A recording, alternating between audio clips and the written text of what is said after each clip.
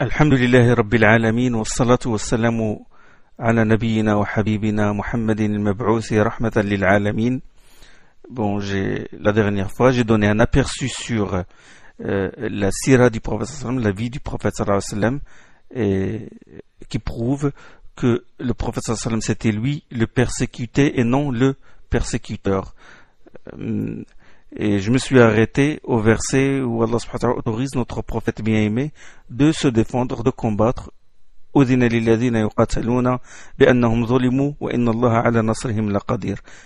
à Allah subhanahu wa ta'ala, son prophète, permission est donnée désormais à ceux qui ont été injustement agressés de se défendre, et Allah est en mesure de leur assurer la victoire. Il donne Allah subhanahu wa ta'ala le motif,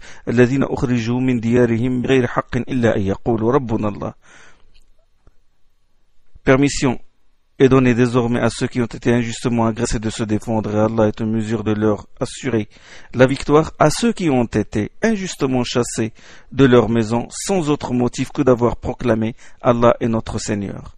Bon, le prophète sallallahu alayhi wa sallam a reçu ce verset, il a préparé une armée, bon, il se met à envoyer des troupes attaquer les caravanes de Quraysh qui vont de la Mecque vers la Syrie, et aussi de la Mecque vers le Yémen, c'est-à-dire des caravanes commerciales. Et c'est d'ailleurs lors d'une attaque d'une caravane pleine de marchandises qu'il y a eu la célèbre bataille de Badr. Pourquoi ils les attaquaient? Pas pour reprendre ses biens et les biens des exilés. Ils ont été dépossédés de leurs biens, chassés, séquestrés, c'est leur droit. Et aussi pour barrer la route commerciale, faire une pression économique. C'est la guerre, ils lui ont déclaré la guerre déjà. Donc il fait pression sur eux et il les combat pour qu'ils le laissent prêcher en sécurité et pour qu'ils le laissent proposer son message aux gens. Les Mécois, qu'est-ce qu'ils ont fait? Ils dressaient les tribus contre lui, ils l'empêchaient de faire sa prédication, ils séquestraient ses compagnons qui n'ont pas réussi à émigrer vers Médine, et ils continuaient de souiller la maison d'Allah, la Kaaba, avec des idoles. Donc il est normal qu'ils les combattent. Maintenant, si on prend tout cet épisode-là, c'est-à-dire l'épisode qui a antérieur à l'immigration, avant l'Hégire, c'est-à-dire la période mécoise, la période qu'il a passée à la Mecque, les séquestrations qu'il a subies, etc. Et si on prend tout cet épisode-là et on le coupe, et on laisse qu'une seule scène, celle où Mohammed attaquait les caravanes des Mécois. Qu'est-ce qu'on va déduire? On va déduire que Mohammed est un violent brigand et un pillard, n'est-ce pas? C'est ce qu'a dit un des orientalistes. Regardez ce qu'il a dit. Mohammed envoyait bientôt des petits groupes de ses partisans attaquer les caravanes mécoises, punissant ainsi ses incrédules compatriotes et du même coup acquérant un riche butin. Point. Il n'y a que ça. Il a écrit un article et puis il a cité ce passage-là directement. Il a sans explication, sans rien du tout. Il a éliminé les raisons de ces attaques, les circonstances, et il n'a commenté que cette scène dont il a coupé la tête et la queue pour prouver que notre prophète bien-aimé est un pillard et un homme de guerre violent, et pour tromper les crédules. Regardez comment on se joue, des textes. Puis il a accusé notre prophète sallallahu alayhi wa sallam d'antisémite. Bien sûr, cette accusation ne se fonde sur rien. Accuser notre prophète sallallahu alayhi wa sallam d'anti-juif ou antisémite, c'est absurde. Notre prophète sallallahu alayhi wa sallam est un arabe, et les arabes sont les cousins des juifs. Les arabes sont les descendants d'Ismaïl, et les juifs sont descendants d'Ishaq, ils sont tous les deux les fils d'Ibrahim alayhi salam. Nous les musulmans, nous reconnaissons le grand mérite de Moussa alayhi salam, le prophète des juifs. Allah a qualifié Moussa de wajih, c'est-à-dire qu'il jouit d'une haute dignité auprès de lui. Wa kana 'inda Allahi wajiha. Moïse avait une place de choix auprès d'Allah, comme Allah l'a dit dans Surat Al-Ahzab, Surat 33 et le verset 69. Et il a dit à Allah subhanahu wa ta'ala, afin que tu sois élevé sous mes yeux. Il l'a dit à Moïse, afin que tu sois élevé sous mes yeux. Dans Surat 20, le verset 39. Et il a dit, je t'ai choisi pour moi-même. Dans le verset 41 de cette même sourate 20. Et il a dit subhanahu wa ta'ala wadhkur fil kitabi Musa innahu kana mukhlasan wa kana rasulan nabiyya. Fait également mention dans le livre, c'est-à-dire le Coran, Moïse qui était un véritable élu d'Allah, un messager et un prophète. Allah il a dit aux fils d'Israël, souvenez-vous, اذكروا نعمة الله عليكم اذكروا يا بني إسرائيل اذكروا نعمتي التي أنعمت عليكم وأني فضلتكم على العالمين. Aux fils d'Israël, souvenez-vous du bienfait que je vous ai accordé, souvenez-vous que je vous ai favorisé par rapport à l'ensemble des peuples. Ça c'est dans Sourate 2 et le verset 47, c'est-à-dire qu'il les a privilégiés. Il a pris pour leur lignage, leur noblesse héréditaire et par l'envoi de plusieurs prophètes et par les miracles. C'est un privilège. Il les a favorisés. Tafdil. Sinon, la meilleure communauté, c'est la communauté de Muhammad sallallahu alayhi wa sallam, qui est la meilleure. Kuntum khayra ummatin ukhrijat linnas. La meilleure communauté qu'on a fait sortir aux hommes, c'est la vôtre. Le prophète sallallahu alayhi wa sallam avait des voisins juifs. Quand il est mort, il avait déjà sa cotte de maille en gage chez un juif pour 30 mesures d'orge. Hadith rapporté par le Bukhari. Ça veut dire qu'il négociait avec les juifs, qu'il traitait avec eux.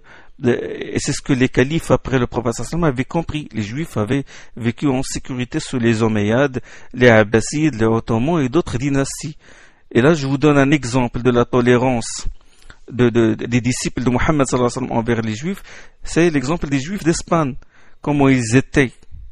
Je parle des juifs d'Espagne parce que je connais un peu l'histoire du Maroc qui est très très reliée à l'histoire de l'Espagne musulmane.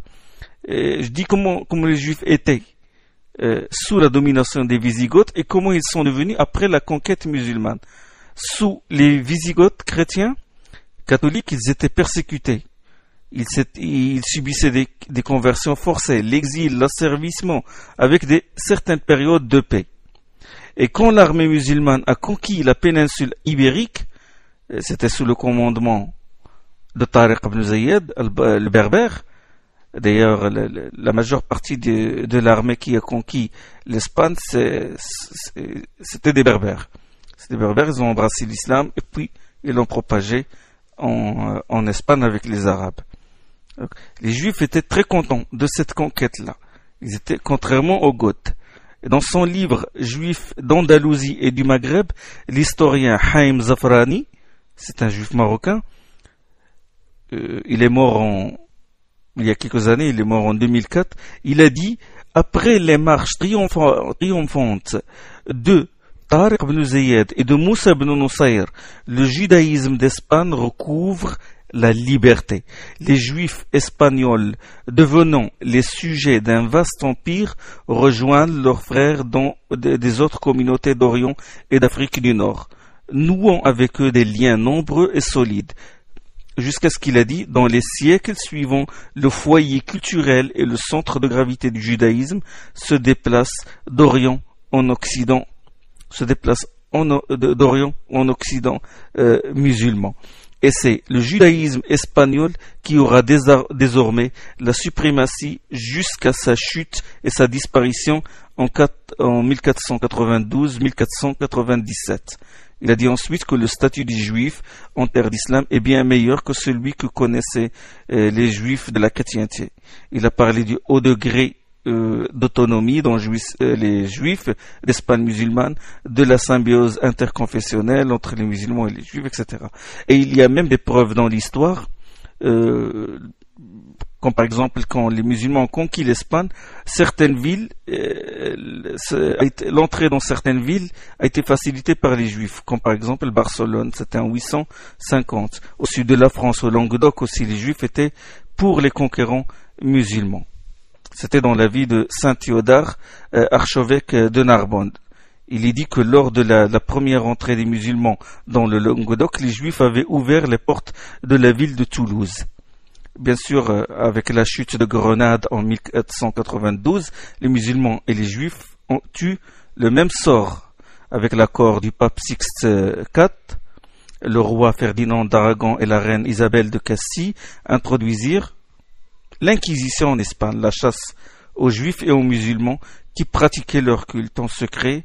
Les prisons inquisitoriales furent ouvertes, et les tortures, les peines de mort, puis l'expulsion un siècle plus tard, c'était en 1610, et l'Inquisition a continué jusqu'en 1834. La fin officielle, c'était la fin officielle, 1834. Et il a cessé un certain temps sous Bonaparte. Et dans ce moment critique et tragique, c'est-à-dire l'expulsion, quel est le pays qui les a accueillis? Quel est le pays qui a accueilli dignement les Juifs quand ils ont été expulsés d'Espagne? C'était encore des musulmans. C'était l'Empire ottoman. L'Empire ottoman sous le calife Mohammed al-Fatih, le conquérant, rahimahullah, celui qui a conquis Constantinople. Et c'est surtout sous Bayazid al-Thani qu'ils jouirent d'une protection particulière. De qui ils ont hérité cette tolérance? Qui leur a transmis? C'est bien sûr notre prophète bien-aimé. لا ينهاكم الله عن الذين لم يقاتلوكم في الدين ولم يخرجوكم من ديارهم أن تبروهم وتقسطوا إليهم إن الله يحب المقسطين. Allah dit dans le Coran, Allah ne vous défend pas de traiter avec bienveillance, ni de vous montrer équitable avec ceux qui ne vous combattent pas à cause de votre religion et qui ne vous expulsent pas de vos maisons, car Allah aime ceux qui sont équitables. إنما ينهاكم الله على الذين قاتلوكم في الدين وأخرجوكم من دياركم وظاهروا على إخراجكم أن تولوهم ويتولهم فأولئك هم الظالمون. Il vous interdit seulement de prendre pour alliés des gens qui vous combattent à cause de votre religion, qui vous expulsent de vos maisons ou qui contribuent à le faire. Une telle alliance constituerait une véritable injustice. Dans Surat al-Mumtahana, Surat 60, les versets 8 et 9. L'histoire de l'islam n'a jamais connu de conseil suprême d'inquisition ou de police de la foi qui brûlait, égorgeait, torturait, expulsait ceux qui adoptent une religion différente de la nôtre. Il n'a pas connu de Thomas de Torquemada ou qui brûlait vif les mécréants, ou de Fernando de Valdés ou d'autres inquisiteurs. Je vais être plus concret, je vais utiliser le langage des chiffres. Si on compte, les 13 années que notre prophète bien-aimé, Mohammed sallallahu alayhi wa sallam, a passé à la Mecque en tant que prophète, il n'a pas combattu. Le combat avec l'épée leur était interdit. D'accord? Ils étaient persécutés, malmenés, ils ont subi des pressions, lui et ses compagnons, mais il n'a pas combattu les Quraysh, les Mécois. Ce n'est qu'après qu'il a émigré vers Médine, comme j'ai dit, que le combat lui fut autorisé, puis ordonné par la suite. D'accord. 13 ans à la Mecque et 10 ans à Médine. Durant ces 10 années, il a participé lui-même à des expéditions militaires et il en a envoyé d'autres sans y participer. Les expéditions militaires auxquelles il a participé sont entre 25 et 27. Bouat, Safawan, l'Ushayra, Badr, Uhud, حمراء الأسد بنو النضير دومة الجندل الأحزاب بنو المصطلق etc. فتح مكة حنين تبوك environ entre 25 et 27 expéditions. Et les expéditions qu'il a envoyées sans y participer sont au nombre de 38 à peu près, comme Bi'r Ma'ouna, Al-Qarta, Al-Ghamar, Al-Qassa, Al-Taraf, Hasma, etc. Alors si on compte le total des expéditions, ça va faire combien? Ça va faire 65. Disons, choisissons le maximum, 65 expéditions. Mais écoutez, dans la plupart des expéditions, le nombre de morts ne dépasse pas une dizaine, parfois 1 ou 2. Comme dans l'expédition As-Sawiq, Hamra al-Asad ben al-Mustaliq, c'était 1 ou 2 morts. Si on compte le nombre de morts dans toutes ces expéditions durant les 10 ans, le nombre de morts parmi les musulmans et les non-musulmans, durant ces 10 ans, combien de musulmans ont été tués? 262. Pas 262 000, mais 262 seulement. 262 morts martyrs. Badr, par exemple, 14 musulmans. Uhud, 70 martyrs. Bi'r Ma'ouna, 27. Al-Khandaq, 6. Hunayn, 3. Etc., etc. Et parmi les non-musulmans, c'est à peu près 1022. Donc si on fait le calcul des morts des deux camps, 1022 plus 262, ça va nous donner 1284. Bon, 1284, y compris ceux qui ont été tués à Banu Qurayza, c'est-à-dire 1200 selon les sources traditionnelles les plus sûres. Et ça peut varier selon les sources, mais ça ne dépasse pas 1300. 1300, allez, ou même 1400, 1500. Quelqu'un va dire, écoutez, le nombre des combattants à cette époque n'était pas aussi grand. Il faut voir les choses avec l'œil de l'époque. Dans ce cas, calculons le pourcentage des morts par rapport aux combattants. Les musulmans, 1% des morts. Si on fait la somme, c'est 1%. On fait le calcul, 1% des morts. Les non-musulmans, c'était 2%. Donc si on fait l'addition, c'est 1,5% seulement. 1,5% seulement. Et en plus, celui qui dit non, il faut voir les choses avec l'œil de l'époque, cette objection n'est pas fondée parce qu'à l'époque du prophète sallam et avant lui, les guerres faisaient plusieurs milliers de victimes. Même avant l'avènement de l'islam, les guerres tribales faisaient beaucoup de victimes. 1,5% seulement pour qualifier notre prophète sallam de sanguinaire. Mais subhanallah, c'est faux. Comparons ce bilan avec le bilan de la Deuxième Guerre mondiale. Là, on parle de nations civilisées, là. Bilan entre 50 et 60 millions de morts. Certains donnent le chiffre de 64 millions de morts dans la majorité des civils, sans parler des blessés, sans parler des camps de concentration. La Pologne a perdu entre 15 à 20% de sa population, vous vous rendez compte? Des populations déportées pour des motifs politiques, raciaux ou religieux. Jamais l'humanité n'a connu une guerre aussi meurtrière. Ça, c'est un exemple de la guerre moderne, civilisée. Des tonnes de bombes tombent sur les têtes des civils. Une vraie catastrophe. Une vraie catastrophe humaine à toutes les échelles.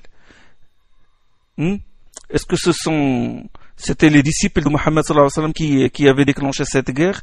Est-ce qu'ils se sont, ceux qui ont provoqué cette guerre, est-ce qu'ils se sont inspirés du Coran ou de l'expérience de notre prophète sallallahu alayhi wa sallam? Non, pas du tout. Les millions d'Indiens exterminés, la purification ethnique, est-ce que ce sont les disciples de Mohammed qui en sont les auteurs? La Première Guerre mondiale, la deuxième, les deux bombes atomiques sur le Japon, Hiroshima et Nagasaki. On avance le chiffre de 140 000 morts. La Bosnie-Herzégovine, l'Irak, l'Afghanistan. On accuse notre prophète sallallahu alayhi wa sallam de pillard. Combien de palais le prophète sallallahu alayhi wa sallam a-t-il laissé après sa mort? Le prophète sallallahu alayhi wa sallam, il a dit, il attaquait les caravanes pour voler leur argent. Il attaquait les tribus juste pour l'argent. Et combien de palais somptueux a-t-il laissé après sa mort? Combien de quantités d'or et d'argent a-t-il laissé à ses descendants? Peut-on décrire la somptueuse maison dans laquelle il vivait et combien étaient ses domestiques? Dans quoi il a dépensé l'argent qu'il a pillé? Notre prophète a mené une vie austère. Sa maison était modeste. Aïcha radiyallahu anha, son épouse, raconte, il a dit, depuis son arrivée à Médine, la famille de Mohammed sallallahu alayhi wa sallam ne s'est jamais rassasiée de pain de blé 3 jours consécutifs. Et cela jusqu'à la mort du prophète sallallahu alayhi wa sallam. Une fois Omar entra chez lui et fut frappé par la nudité de la pièce dans laquelle il vit, dans laquelle notre prophète sallallahu alayhi wa sallam vivait. Une natte sur laquelle il dormait et qui a laissé des traces sur son corps, et quelques coussins. Et Omar pleura et lui dit, envoyé d'Allah, Khosrow et César vivent dans un grand confort et toi tu vis dans cet état. Et le prophète sallallahu alayhi wa sallam l'interrompit aussitôt. Il lui dit, connaîtrais-tu le doute au fils d'Al-Khattab? Eux ont reçu leurs bienfaits à l'avance pendant leur vie terrestre. À combien estimeriez-vous la fortune qu'il a léguée à Fatima, sa fille? Vous savez que toutes ces filles et garçons sont morts de son vivant. Combien il a laissé d'argent et d'or à sa fille? Donnez-nous une estimation. La réponse est 0, rien. Rien du tout. Ni dirham, ni dinar, ni esclave, ni chameau, rien. Cela fait l'unanimité des historiens. Des hadiths authentiques le prouvent. Et la réalité le prouve. Avant sa mort, notre prophète bien-aimé a dit, nous autres prophètes, nous laissons point d'héritage. Tout ce que nous laissons est distribué en aumône. Hadith apporté par le Bukhari. Il a dit, tout ce qui me reste, c'est... Mais qu'est-ce qu'il a laissé? Il n'a pas laissé grand-chose. Et pourtant, il a dit, tout ce que je laisse, il doit être donné aux pauvres. On accuse notre prophète bien-aimé d'homme qui exalte la haine, qui est violent, qui prend la violence. Alors qu'Allah subhanahu wa ta'ala dit dans le Coran sur notre prophète, وَمَا أَرْسَلْنَاكَ إِلَّا رَحْمَةً لِلْعَالَمِينَ. Nous ne t'avons envoyé que comme miséricorde pour l'univers. Vous savez, quand les gens déjà intérieurement, psychologiquement, ils ont tendance toujours à se rapprocher d'un homme qui est doux, qui est gentil. Les hommes violents, les gens en général ne les aiment pas. Comment se fait-il que le prophète sallallahu alayhi wa sallam, si le prophète sallallahu alayhi wa sallam était violent, il ne serait pas aimé par des millions de musulmans. Et aujourd'hui, le quart de la planète l'aime. Si l'islam est une religion qui appelle à haïr l'autre, pourquoi il autorise le musulman à épouser une juive ou une chrétienne, alors que le mariage se fonde sur l'affection mutuelle, et il donne à la femme le droit de pratiquer sa religion librement? Si l'islam est une religion qui incite à la haine, et une religion et à la xénophobie, pourquoi elle interdit aux musulmans de rompre toute relation avec ses parents s'ils sont des non-musulmans? Si un musulman a ses parents juifs ou chrétiens ou suivent une autre religion que la sienne, l'islam lui interdit de rompre toute relation avec eux. Vous le savez ça? Allah subhanahu wa ta'ala, il dit dans le Coran, وَوَصَّيْنَا الْإِنسَانَ لِوَالِدَيْهِ وَوَصَّيْنَا الْإِنسَانَ بِوَالِدَيْهِ حَمَلَتْهُ أُمُّهُ وَهْنًا عَلَى وَهْنٍ وَفِصَالُهُ فِي عَامَيْنِ أَنِ اشْكُرْ لِي وَلِوَالِدَيْكَ إِلَيَّ الْمَصِيرُ. Nous avons recommandé à l'homme d'être bienveillant à l'égard de ses parents. Sa mère ne l'a-t-elle pas porté malaise sur malaise et mis 2 ans à le sévrer? Sois donc reconnaissant envers moi et envers tes parents. وَوَصَّيْنَا الْإِنسَانَ بِوَالِدَيْهِ حَمَلَتْهُ أُمُّهُ وَهْنًا عَلَى وَهْنٍ وَفِصَالُهُ فِي عَامَيْنِ أَنِ اشْكُرْ لِي وَلِوَالِدَيْكَ إِلَيَّ الْمَصِيرُ. Regardez ce qu'Allah dit par la suite. وَإِنْ جَاهَدَكَ عَلَى أَنْ تُشْرِكَ بِي مَا لَيْسَ لَكَ بِهِ عِلْمٌ فَلَا تُطِعْهُمَا وَصَاحِبْهُمَا فِي الدُّنْيَا مَعْرُوفًا. Il a dit, subhanahu wa ta'ala, s'il faisait pression sur toi pour t'amener à m'associer des divinités, ce qui heurte ta connaissance, ne leur obéis pas, c'est-à-dire ne leur obéis pas dans cela. Mais est-ce qu'Allah a dit après cela, de les haïr ou de rompre toute relation avec eux? Non. Suivez ce qu'Allah va dire après. Juste après avoir dit, s'il faisait pression sur toi pour t'amener à m'associer à la divinité, ce qui heurte ta connaissance, ne leur obéis pas. Il a dit juste après, mais continue de leur tenir compagnie en les traitant d'une manière convenable. وَصَاحِبْهُمَا فِي الدُّنْيَا مَعْرُوفًا. Sourate 31, Sourate Luqman, versets 14-15. Certains de nos savants ont déduit de ce verset l'obligation d'assurer les dépenses d'entretien des parents non musulmans s'ils sont pauvres, et si on en a les moyens. Si le musulman a des parents non musulmans et que ceux-ci sont pauvres et que lui il est riche, il doit obligatoirement assurer leurs dépenses d'entretien. Comme vous savez tous, en islam, il est interdit de jeter ses parents dans des maisons de retraite. En islam, le père n'est pas seulement le lien entre l'enfant avec sa mère et son père, ce n'est pas seulement un lien biologique, génétique, mais spirituel. Ses parents, en islam, les parents ont des droits, ont des devoirs envers leur enfant, certes, mais ils ont des droits sur lui. Ils ont droit à l'amour, à la bienveillance, etc. Il y a d'autres traitements. Même s'ils ne sont pas musulmans. Les versets et les hadiths qui appellent à se comporter parfaitement envers les voisins sont nombreux. Et d'ailleurs, ils ne font pas de distinction entre les musulmans et les non-musulmans. Notre prophète sallallahu alayhi wa sallam avait Notre prophète sallallahu alayhi wa sallam avait des voisins juifs. Et Allah subhanahu wa ta'ala dit وَاعْبُدُوا اللَّهَ وَلَا تُشْرِكُوا بِهِ شَيْئًا وَبِالْوَالِدَيْنِ إِحْسَانًا وَبِذِي الْقُرْبَى وَالْيَتَامَى وَالْجَارِ ذِي الْقُرْبَى. Adorez Allah, ne lui associez rien. À l'égard des parents, agissez parfaitement, de même qu'à l'égard des proches, des orphelins, des pauvres, du voisin qui a un lien de parenté avec vous et du voisin étranger. Donc sans distinction entre le musulman et le non-musulman. Ça c'est dans Sourate Nisa, Sourate 4, et le verset 36. Vous savez, les grands hommes reconnaissent les grands hommes. Bon, je vais conclure cette série de Ross avec les citations d'hommes politiques, d'écrivains, de philosophes, ce qu'ils pensent de notre prophète bien-aimé, Muhammad sallallahu alayhi wa sallam. Je vais citer leur témoignage afin que celui qui a des préjugés sur notre prophète sallallahu alayhi wa sallam ou qui l'accuse de violent ou de guerrier, etc., afin que cela le fasse un peu réfléchir. Bon, je vais commencer par Randi, Mohandas Karamchand Randi. Vous le connaissez tous, c'est un dirigeant politique et guide spirituel de l'Inde et du mouvement pour l'indépendance de l'Inde. Il a dit, regardez ce qu'il a dit sur notre prophète sallallahu alayhi wa sallam. Il a dit, je voulais mieux connaître la vie de celui qui aujourd'hui détient indiscutablement les cœurs de millions d'êtres humains. Il parle de Muhammad sallallahu alayhi wa sallam. Il dit, je suis désormais plus que jamais convaincu que ce n'était pas l'épée qui créait une place pour l'islam dans le cœur de ceux qui cherchaient une direction à leur vie. Là, c'est un message adressé à ceux qui attaquent l'islam. Ce n'est pas, il a dit, je suis désormais plus que jamais convaincu que ce n'était pas l'épée qui créait une place pour l'islam dans le cœur de ceux qui cherchaient une direction à leur vie. C'était cette grande humilité, cet altruisme du prophète à l'égard scrupuleux envers ses engagements, sa dévotion intense à ses amis et adeptes, son intrépidité, son courage, sa confiance absolue en Dieu et en sa propre mission. Ces faits et non l'épée, regarde, il insiste, ces faits et non l'épée lui amenèrent tant de succès et lui permirent de surmonter les problèmes.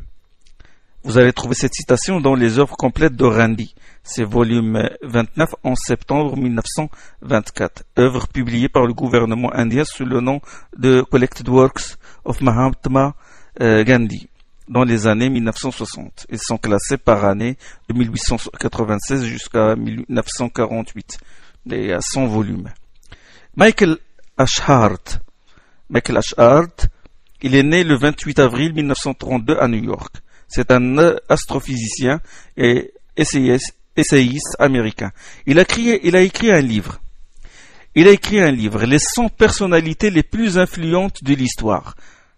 The 100 Ranking of the Most Influential Persons in History. Les 100 personnalités les plus influentes de l'histoire depuis Adam. Et il les a classées de 1 à 100 avec la biographie de chacun. Quel est le premier de la liste? Devinez. Quel est le premier de la liste? Là, s'il s'agit d'un penseur américain et non un arabe, ni un pakistanais, ni un indonésien. Le premier de la liste, c'est Muhammad sallallahu alayhi wa sallam. Muhammad, il a mis le premier de la liste. Le deuxième, c'est Isaac Newton. Le troisième, devinez qui? C'est Jésus-Christ. Puis Bouddha, etc., etc. Il a dit, regardez, ce qu'il a dit. Il a dit, certains lecteurs seront peut-être étonnés de me voir placer Mahomet en tête des personnalités ayant exercé le plus d'influence en ce monde. Et d'autres contesteront probablement mon choix. Cependant, Mahomet est le seul homme au monde qui ait réussi par excellence sur les plans religieux et séculiers. But he was the only man in history who was supremely successful on both the secular and religious level. Il a dit ça dans la page 33 de ce livre, édition Hart Publication, Co. 1978. Jules Barbé d'Aurevilly, C'est un écrivain français et journaliste né le 2 novembre 1808. Il a dit « Mahomet est l'un des 3 ou 4 figures qui dominent l'humanité et son histoire. » Annie Besant, c'est une théosophe féministe et écrivain britannique. Elle est née le 10 octobre 1847 à Londres et elle est morte le 20 septembre 1933. Regardez ce qu'il a dit. Il est impossible pour un individu qui étudie la vie et le caractère du grand prophète d'Arabie, pour quelqu'un qui connaît sa manière d'éduquer et son mode de vie, d'avoir d'autres sentiments que le respect pour ce prophète prodigieux, l'un des grands messagers de l'être suprême. Même si mes discours contiennent bien des choses qui sont familières à beaucoup d'entre vous, chaque fois que moi-même je le relis, je sens monter en moi une nouvelle vague d'admiration, un nouveau sentiment de révérence pour ce prodigieux grand maître arabe. Là, je parle d'une femme qui a milité pour l'émancipation de la femme, pour le droit à l'enseignement supérieur pour les femmes. Il a milité contre l'esclavage, qui a combattu pour la liberté d'expression, la liberté de penser des femmes et des hommes, et qui était à l'origine des premières cantines scolaires. Elle a défendu les droits des travailleurs, elle a rencontré Gandhi, elle a mené une bataille contre l'Église. Et sur son tombeau, il n'a souhaité qu'une simple épitaphe, elle a cherché la vérité. Les historiens la qualifient de meneuse d'hommes avec grand H ou chef qui fait les chefs. Cette citation se trouve dans son livre The Life and Teachings of Muhammad, 2 Lectures, édition de Theosophical Publication House, 1932, page 4. Napoléon Bonaparte. Mahomet fut un grand homme intrépide soldat. Avec une poignée de monde, il triompha au combat de Badr, grand capitaine, éloquent, grand homme d'État. Il régénéra sa patrie et créa au milieu des déserts de l'Arabie un nouveau peuple et une nouvelle puissance. Vous trouvez ça dans les précis des guerres de César, écrits par Marchand à Sainte-Hélène, sous la dictée de l'empereur. Napoléon Bonaparte, édition Gosselin, 1836, page 237. Et puis il a dit, une autre citation, un préjugé bien répandu et cependant démenti par l'histoire, c'est que Mahomet était l'ennemi des sciences, des arts et de la littérature. Il a dit, ça, l'histoire le dément. Ce passage-là, il se trouve dans Mémoire pour servir l'histoire de France sous Napoléon, écrit à Sainte-Hélène sous sa dictée, Napoléon Bonaparte, édition Firmin Didot, 1823, tome 2, page 257. Et puis, une autre citation. Il a dit « J'aime mieux la religion de Mahomet. Elle est moins ridicule que la nôtre. » Ça, c'est presque les mêmes références. Et une autre citation, il a dit « Mais nous autres musulmans voudrions qu'il y eût plus de vérité historique, que cela sentit plus l'arabe. Quand il parle du combat sacré, j'aime beaucoup Mahomet. » Voltaire le suppose amoureux, c'est ridicule, on lui prête des crimes affreux, on croit toujours que les grands hommes commettent des crimes, des empoisonnements, on a bien tort, ils ne réussissent pas par de tels moyens. Gustave Le Bon, psychologue, sociologue et scientifique, il a dit dans son livre La civilisation des Arabes, il a dit, s'il faut juger de la valeur des hommes par la grandeur des œuvres qu'ils ont fondées, nous pouvons dire que Mahomet fut un des plus grands hommes qu'ait connu l'histoire. Des préjugés religieux ont empêché bien des historiens de reconnaître l'importance de son œuvre, mais les écrivains chrétiens eux-mêmes commencent aujourd'hui à lui rendre justice. Il a dit aussi une autre citation. Grâce aux croisades, l'influence civilisatrice de l'Orient sur l'Occident fut très grande, mais cette influence fut beaucoup artistique, industrielle et commerciale que scientifique et littéraire. Quand on considère le développement considérable des relations commerciales et l'importance des progrès artistiques et industriels engendrés par le contact des croisés avec les orientaux, on peut affirmer que ce sont ces derniers qui ont fait sortir l'Occident de la barbarie et préparé ce mouvement des esprits que l'influence scientifique et littéraire des Arabes propagée par les universités de l'Europe allait bientôt développer et d'où la Renaissance devrait sortir un jour. Thomas Carlyle, 1795, il est mort en 1881. Écrivain, célèbre, satiriste et historien écossais. Il a dit, on remarque que Mohammed, depuis sa tendre enfance, était considéré comme étant un jeune doué de raison. D'ailleurs, les personnes avec lesquelles il vivait l'avaient surnommé l'Amin, c'est-à-dire l'honnête, le digne de confiance. Ses paroles, ses actes et sa pensée étaient véridiques. Ceux qui le côtoyaient avaient également remarqué que toute parole qui exhalait de lui renfermait une édifiante sagesse. J'ai appris de lui qu'il était extrêmement pondéré et gardait le silence lorsque les paroles n'étaient plus nécessaires. Mais lorsqu'il parlait, ses paroles n'étaient que vérité et raison. Jusqu'à ce qu'il a dit tout le long de sa vie, nous avons vu en lui un homme au principe bien établi, connu pour une implacable détermination. Il se souciait du malheur des autres, était généreux et bienfaisant, clément, faisant preuve de piété et de mérite, et était vertueux, extrêmement sérieux et sincère. Il était néanmoins d'un naturel doux, accueillant et accessible. Il était réjouissant, agréable, sociable, et sa compagnie était appréciée. On pouvait parfois le voir plaisanter et s'amuser. Selon les témoignages, son sourire éclatant qui illumine son visage provenait d'un cœur sincère. C'est comme si Thomas Carlyle lisait notre sira à nous, parce que là je retrouve les hadiths dans lesquels il parle de la personnalité du prophète sallallahu alayhi wa sallam. On pouvait parfois le voir plaisanter et s'amuser. Selon les témoignages, son sourire éclatant qui illuminait son visage provenait d'un cœur sincère. Il était très intelligent et possédait un cœur magnanime. Il était naturellement grandiose, sans qu'une école lui inculquât la science, ni qu'un enseignement se chargeât de son éducation, car il n'en avait aucunement besoin. Thomas Carlyle, Les héros, le culte des héros et l'héroïque histoire, Londres 1841, page 50-51. Bon, j'ai beaucoup de témoignages. Jean-William Draper, Johann Gottfried von Herder, Washington Irving, Friedrich Nietzsche, philosophe allemand, Edgar Quinet, Ernest Renan, Bernard Shaw, prix Nobel de littérature en 1927, il est 25. Il a dit: ce dont le monde a le plus besoin est un homme qui a l'esprit de Mohammed. C'est la seule religion, à mes yeux, c'est la seule religion qui, à mes yeux, peut s'assimiler aux différentes étapes de l'existence. It is the only religion which appears to me to possess that assimilating capacity to the changing phase of existence, which can make itself to every age. The Genuine Islam, discours publié à Singapour en 1936. Il a dit aussi sur la foi de Mohammed: j'ai prédit que cette dernière serait acceptée par l'Europe de demain. Et Jules Barthélemy Saint-Hilaire, le philosophe, journaliste et homme d'État français, il a dit: Mahomet a été le plus intelligent, le plus religieux, le plus clément des Arabes de son temps.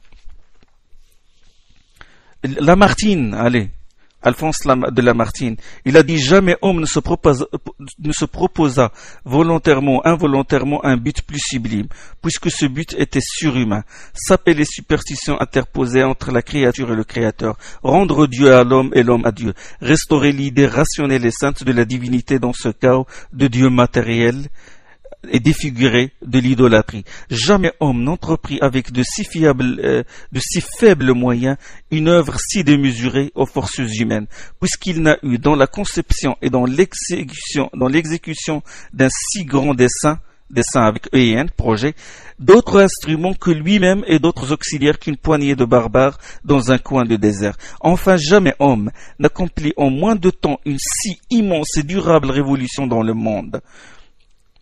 Il a dit aussi: si la grandeur du dessein, la petitesse des moyens, l'immensité du résultat sont les trois mesures du génie de l'homme, qui osera comparer humainement un grand homme de l'histoire moderne à Mahomet. Les plus fameux n'ont remué que des armes, des lois, des empires. Ils n'ont fondé quand ils ont fondé quelque chose que des puissances matérielles écroulées souvent avant eux.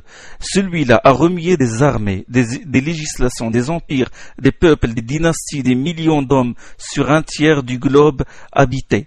Mais il a remué de plus des autels avec AUTLS, des dieux, des religions, des idées, des croyances, des âmes. Il a fondé sur un livre où chaque lettre est devenue une loi, une nationalité spirituelle qui englobe des peuples de toute langue et de toute race. Extrait, Histoire de la Turquie, librairie éditeur Victor Lecoux et Panière, 1855, tome 1er, chapitre livre 1er, partie 94, page 277. Il a dit aussi: cet homme Était-il un imposteur? Nous ne le pensons pas. Après avoir bien étudié son histoire, l'imposture est l'hypocrisie de la civilisation. L'hypocrisie n'a pas la puissance de la conviction, comme le mensonge n'a jamais la puissance du mensonge de la vérité. Une pensée qui porte si haut, si loin et si longtemps est une pensée bien forte. Pour être si forte, il faut qu'elle ait été bien sincère et bien convaincue. Jusqu'à ce qu'il a dit philosophe, orateur, apôtre, législateur, guerrier, conquérant d'idées, restaurateur de dogmes rationnels, d'un culte sans image, fondateur de 20 empires terrestres et d'un empire spirituel. Voilà Mahomet, à toutes les échelles où l'on mesure la grandeur humaine, quel homme fut grand. Histoire de la Turquie, ça c'est dans son livre, l'histoire de la Turquie. Victor Hugo, allez, on va citer Victor Hugo aussi. Qui ne connaît pas Victor Hugo, qui n'a pas lu les Misérables. C'est un écrivain, dramaturge, poète, homme politique aussi. Et l'un des plus grands écrivains romantiques de la langue française. Victor Hugo a chanté le prophète de l'islam. Il a écrit un poème en hommage à Mohammed sallallahu alayhi wa sallam. Voici un extrait. Le titre de cet extrait, c'est l'année 9 de l'Hégire, c'est-à-dire juste avant la mort du prophète sallallahu alayhi wa sallam. Il a dit, le lendemain matin, voyant l'aube arriver, Abu Bakr, dit-il, je ne puis me lever, tu vas prendre le livre et faire la prière. Et sa femme Aïcha se tenait en arrière. Il écoutait pendant qu'Abu Bakr lisait, et souvent à voix basse achevait le verset. Il en pleurait pendant qu'il priait de la sorte. Et l'ange de la mort vers le soir à la porte apparut demandant qu'on lui permit d'entrer. Qu'il entre. On vit alors son regard s'éclairer de la même clarté qu'au jour de sa naissance. Et l'ange lui dit, Dieu désire ta présence. Bien, dit-il, un frisson sur ses tempes courut, un souffle ouvrit sa lèvre et Mahomet mourut. Ce poème se trouve dans la légende des siècles. La légende des siècles, c'est un recueil de poèmes où il trace l'évolution de l'humanité depuis Adam. L'islam, c'est le 3e chapitre et le titre, c'est l'an 9 de l'Hégire. Et dans ce recueil, c'est-à-dire la légende des siècles, il a écrit un poème qu'il a appelé Verset du Coran. Il a écrit un poème, il l'a appelé Verset du Coran. Bon, suivez. La terre tremblera d'un profond tremblement, et les hommes diront, qu'a-t-elle en ce moment? Sortant de l'ombre en foule ainsi que des couleuvres, pâles, les morts viendront pour regarder leurs œuvres. Ceux qui firent le mal le poids d'une fourmi, le verront et pour eux Dieu sera moins amis. Ceux qui firent le bien ce que pèse une mouche, le verront et Satan leur sera moins farouche. Ça c'est la légende des siècles. C'est le chapitre 9, avertissement et châtiment. Là, vous avez entendu ces vers de poème. Là, je vais vous réciter cette sourate du Coran. C'est la sourate 99, Az-Zalzala, le tremblement.